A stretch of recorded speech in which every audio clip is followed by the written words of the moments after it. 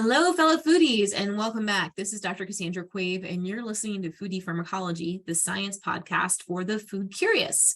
Today on the show, we're going to dive into a topic that is near and dear to my health, and that is women's health. We're going to talk with Ella Vardeman. She's a former trainee from my research group, but now she's doing her PhD at the City University of New York and the New York Botanical Garden Plant Sciences Program under the mentorship of Dr. Ella Vardeman and Dr. Edward Kennelly. Her research focuses on the ethnopharmacology of plants used by Haitian immigrants in New York City for women's health. Ella currently serves as the student representative of the Society for Economic Botany, and she is a recipient of the Ruth Kirstein Predoctoral Individual National Research Service Award from the National Institutes of Health, Office of Dietary Supplements, and the National Center of Complementary and Integrative Health. In 2020, Ella received the Garden Club of America's and Chatham Fellowship for Medicinal Plant Research. She received her degree in plant biology with a minor in anthropology from the University of Georgia, and is now, like I said, pursuing her PhD. So welcome so much to the show, Ella. It's great to see you. Oh, thank you, Dr. Quave. It's great to see you too. Thank you for having me. No, absolutely. So I thought it'd be fun on this episode to, give a bit of a student's perspective of what it's like to be doing a PhD in a field of ethnobotany, especially a field where you have an intersection with health and different kind of cultural approaches to understanding health through different lenses. So why don't we start there? What can you tell us about how you began in this path of ethnobotanical research? Well, I really came from more of a botany background because I feel like I have a very traditional botanist origin story where I just grew up I love being outside. My parents took me hiking all the time. I was always in my grandparents' backyard. So I came from I love nature, I love plants kind of background. And it wasn't really until I started actually taking some botany classes in high school that I was like, oh, I really am interested in ethnobotany. And I didn't really think it was something that you could do for a career. And it wasn't really until college where I think I've told you the story. It's a little embarrassing. But my parents sent me, they clipped out your newspaper article from the New York Times and they mailed it to me to my college dorm room. And they're like, do you want to be like this person? And I said, yes, actually, that's what I want to do. So, I think it's kind of exposure. I feel like you don't realize that this is a whole career path until you see somebody else who's done it and you're like, oh, maybe I could do that too. But I think as a student, it's interesting. A lot of times I feel like a jack of all trades, master of none, because I'm doing a little bit of everything. I'm doing some anthropology, but I'm not an anthropologist. I'm doing some microbiology, but I'm not a microbiologist. And then I'm doing some chemistry, also not a chemist. But I think it's fun. I get to work with lots of different people and I never get bored. And I love learning. So it's nice to learn about lots of different types of things. That's amazing. That's amazing. Well, I think this is really a fun thing about science where you can bring in different disciplines into your approach to different scientific questions, which is what ethnobotany and ethnobotanists do, I think, exceptionally well. So that's great. Well, why don't you tell us a little bit about your dissertation research that I know you're in the midst of still heavily in your research process. What's the focus of your project and kind of share with us what that process of even getting started with a project is like? Okay, so my research focuses on the ethnopharmacology of medicinal plants for Caribbean women's health in New York City. So it's kind of a combination. So I have an ethnobotany component where I collaborate with the Haitian community in New York and I interview Haitian women about medicinal plants they use for women's health. And then I have a laboratory component where I'm focused on medicinal plants that are used to treat gynecological infections and kind of the chemistry and bioactivity. So the way these plants are sold and prepared in the city impacts their chemistry. And then I'm interested in how these differences in chemistry impact how they relate to the vaginal microbiota when they're used to treat gynecological infections. And so when I came into the program, I didn't know exactly, I knew I wanted to do ethnobotany. I knew I wanted to do some chemistry. And so I really relied on the foundations that my mentors, Dr. Vanderbroek and Dr. Kennelly had. So Dr. Kennelly had background doing stuff with women's health, with his work with Black cohosh, and then Dr. Vanderbroek had experience or 20 years of building this foundation of urban ethnobotany in New York City. So it was kind of a looking at what my interests were and then intersecting at what they had been doing in the past. That's great. So New York City is really this fascinating melting pot of many different Mhm. cultures. And while of course we have Western medicine available in New York City through traditional allopathic clinics, you also have these other types of herb shops and bodegas. Yeah. What can you tell us about that environment and how that's tied to Caribbean culture, especially for Caribbean immigrants in New York City? Well, it's so cool. And my mentor, which you've had Dr. Vanderbrook on your podcast, but she shows this really great picture in a lot of her presentations where it's a botanica, which is like these Caribbean.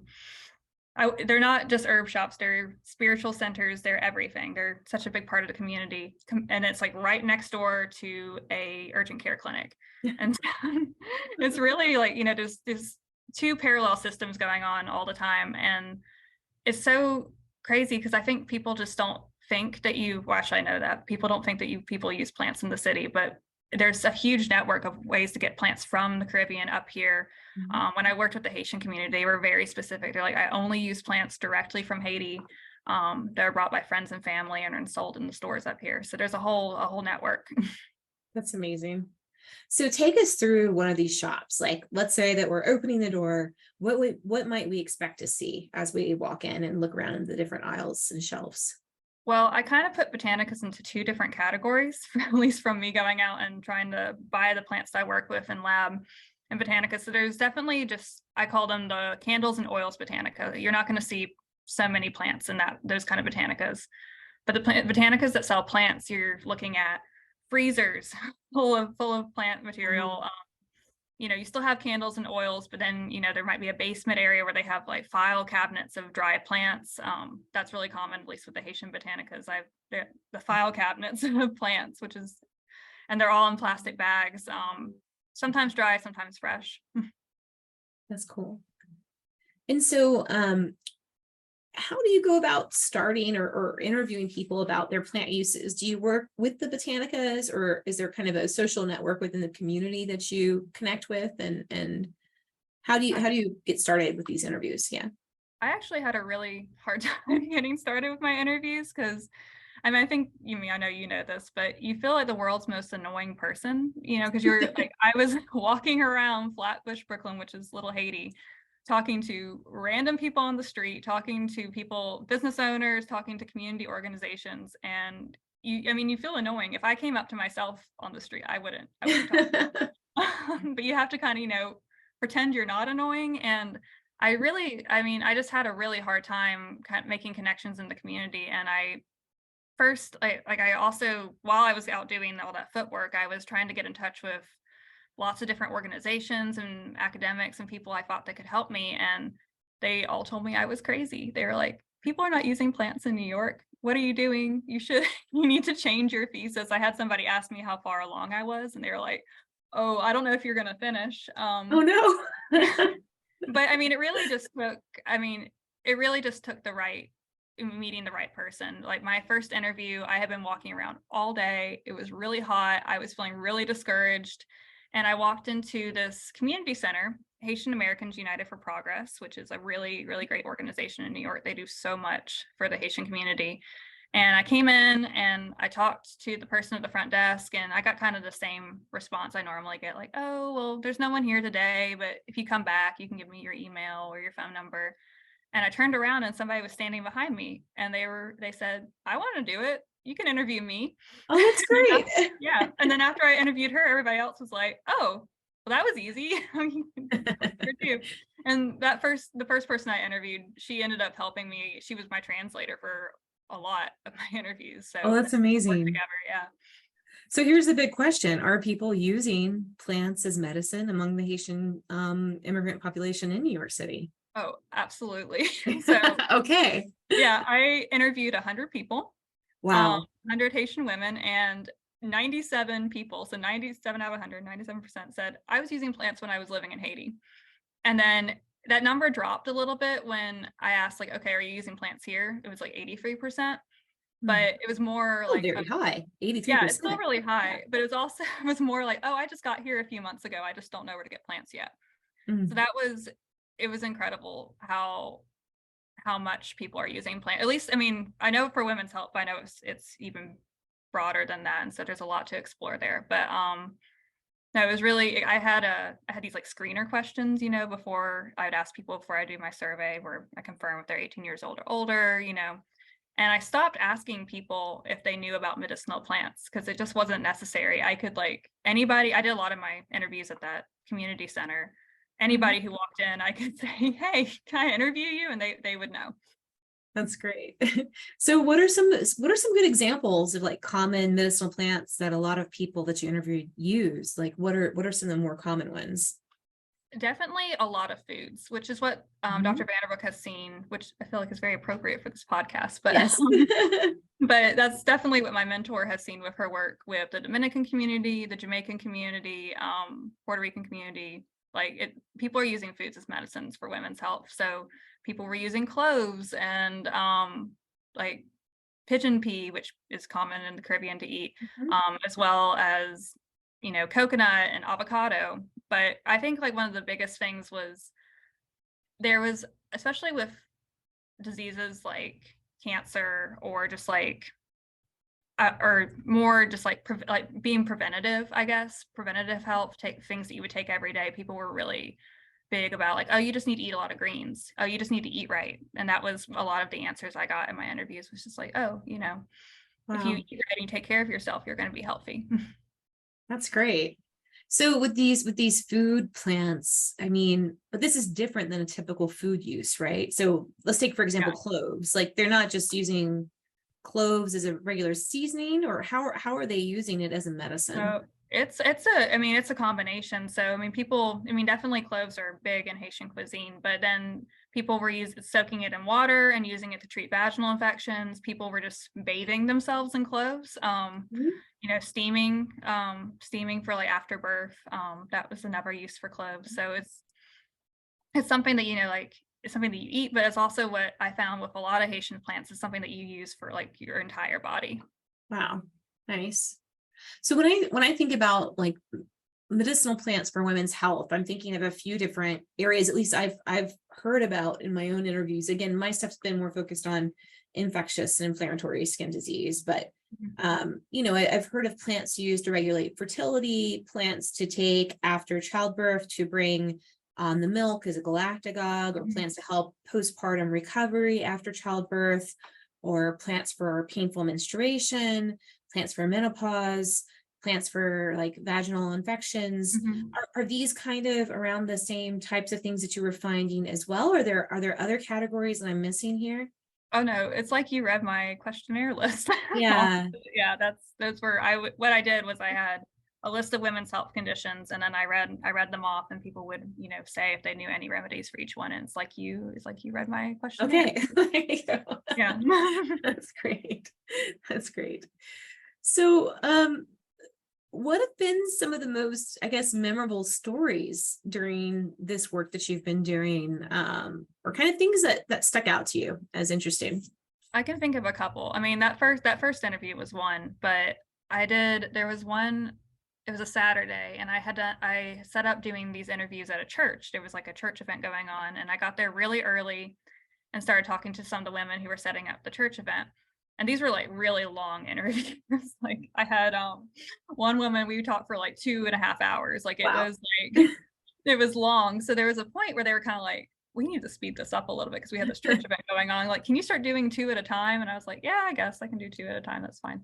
And it got kind of out of hand because I was sitting there, interviewing maybe a couple women, and then all these other women started gathering around. So I had 15 or 20 people, and they started arguing with each other about what, I'd ask whoever I was interviewing, okay, what do you use, after you give birth? And she would tell me one thing, and then somebody else would be like, why are you using that? You should use this instead. Okay, I'll interview you next, but I need to listen to what she's saying. And it was really fun. It felt like I was at a baby shower, maybe a little bit, where you have all this yeah, but it was fun. And then it's like a focus group, although focus groups are never quite focused because you have lots of people debating. But I think it's great because you're getting consensus and discussion around the different remedies, and new things can come out from that, I'm sure. Yeah. Absolutely. And it was also just fun. I just really enjoy I mean, I think it's a requirement for this job. I enjoy talking to people. So it was just Yeah. really fun. Um, yeah.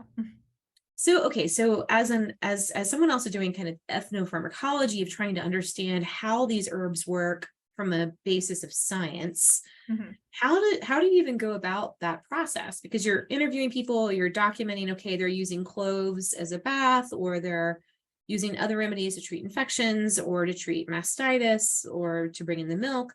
Like, what are the types of assays in a laboratory setting that you can do to look at potential mechanisms of action or potential efficacies of these different remedies?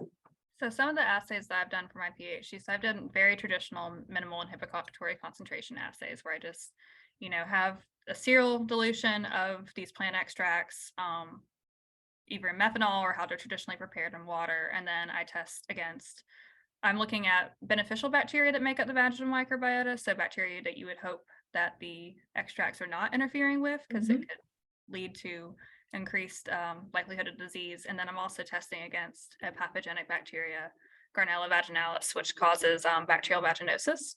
Mm-hmm. So testing those in MIC assays, also minimum bactericidal concentration assays, seeing if the extract actually kills the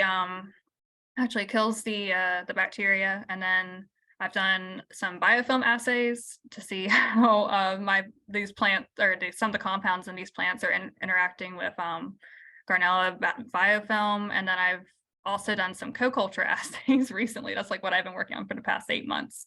Okay. Yeah, where I'm growing the good bacteria with the bad bacteria and introducing my plant extract and seeing how it impacts the ratio of the two. Oh, that's fascinating. Yeah, Yeah. because I mean that's what you're dealing with, is this mixture of organisms in the environment Mhm. to see what happens. That's great. Yeah. Okay, cool. And then I know that you've also been working on one particular plant. It's and you may need to correct me in how I'm pronouncing it, but it's argamini, argamini mexicana. Is that right? Everybody says it different, and apparently I've been saying it wrong for like Okay. my PhD. I was recently told argemone, but also I've heard other people Argamin. say argument. Yeah, so I've Yeah. been trying to correct It's like myself. tomato, argamini, argamone.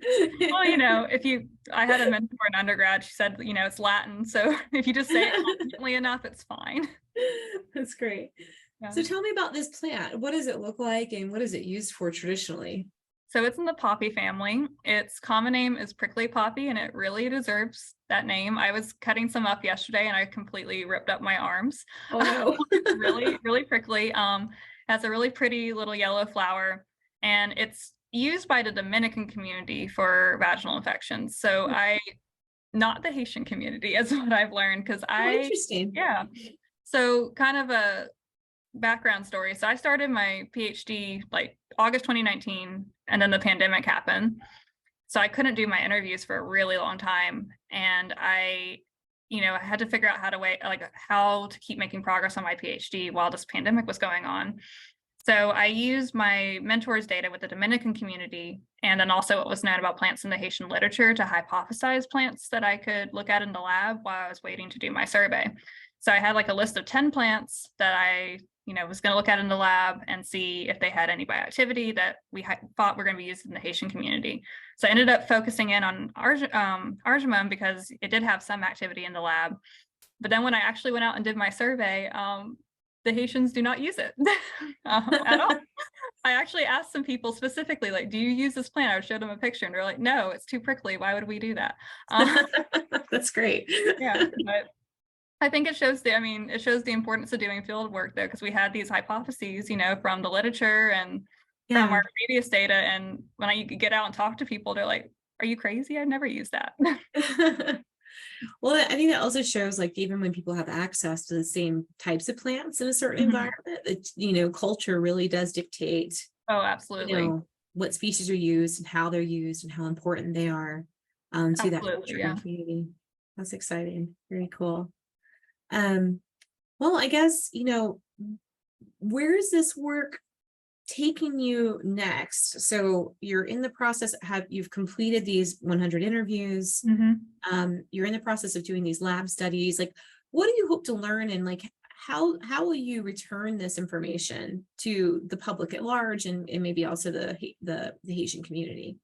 I think that's a big part of my next step. So one of the things I'm going to be doing as part of my thesis is I'm going to be creating this monograph of like 20 to 25 of the top reported plants for women's health, and have information that was provided by the survey. So like how people are using it, but then also I'm going to be doing a literature review on each of these plants and providing like any known interactions, toxicity, any scientific study, like summarizing scientific studies. And then I really want to get that back to the Haitian community. So I think I've talked a lot with my friends at Haitian Americans United for Progress. We're trying to figure out how we can do a Creole version so it's more accessible. So that's one way. And then I'm also, really like the focus of my project is not to like find, like a drug or something from these plants. It's really just to assess risk and benefit. So, people are using this plant, people are going to keep using this plant, but what's the risk? What's the benefit? So as I published the results of how this plant impacts on the vaginal microbiota, also getting those back to the Haitian community, or I guess maybe not the Haitian community, but the Dominican community as well. Yeah, for the ones that are using the poppy ones. That's great. Yeah. Very cool. Well, do you have any nuggets of wisdom or advice to share with any of our listeners that, we have a lot of listeners that are interested in some cases in pursuing ethnobotany? Like, what advice would you give them as a student if they'd like to pursue some part of this field?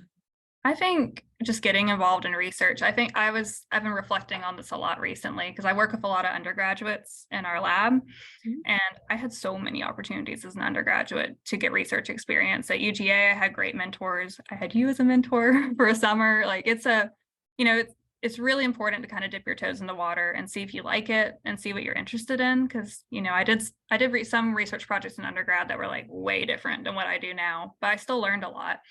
And I think it's just important to, try new things and also get advice from people. Cause I've been so lucky in my mentors, and I've had people to guide me along the way. And I'm really thankful for that. That's awesome. Cool. Well, this has been really interesting to catch up with you and see where you're at with your research. And I know you've got some exciting publications, I'm sure, that are in progress that will be coming out soon to report all these findings. And yeah, I think it's exciting. So thank you so much for coming on the show and sharing this, with us, all this progress and perspectives. Oh, thank you so much for having me. It was great seeing you. Yeah, absolutely. All right. You've been listening to Foodie Pharmacology, the science podcast for the food curious, recorded for you today on Zoom. I want to send a big shout out of thanks to our producers, to Rob Cohen and Christine Roth, for putting on a great show for you each and every week. You can find this and all of our other episodes at our website. It's at foodiepharmacology.podbean.com. You can also head over to mysterycontrol.com to find some fun swag. We've got t-shirts and mugs and bags and all kinds of fun things that have Foodie Pharmacology logos on them. So thanks so much for listening. Stay healthy out there, and we'll see you next time.